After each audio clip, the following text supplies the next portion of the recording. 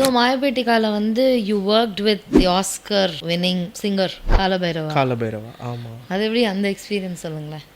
அதுவும் same thank you brother தான். சாங்கே இல்லை அது actually it's more like 5 stories வச்சு ஒரு படம், ஒரு எமோஷனல் சீக்வன்ஸ், ஒரு ப்ரொட்டகனிஸ்ட்டுக்கும் ஒரு மங்கிக்கும் நடக்கிற ஒரு பாண்ட் மாதிரி. நான் ஐ டோல் த டைரக்டர் அங்கே ஏதாவது ஒரு சாங் பண்ணலாம், செம்மையாக இருக்கும். இவங்க நீங்கள் என்னங்க எல்லாத்தையும் சாங்காகவே மாற்றுறீங்க அப்படின்னா, இல்லைங்க நல்லா இருக்குங்க தேட்டரில், ஓகே நான் பண்ணலான்னு சொல்லி தென் அந்த சாங் நல்லா வந்தது. எங்கள் ப்ரொடியூசர் தான் சொன்னார், ஷரத் சந்திர ரெட்டி.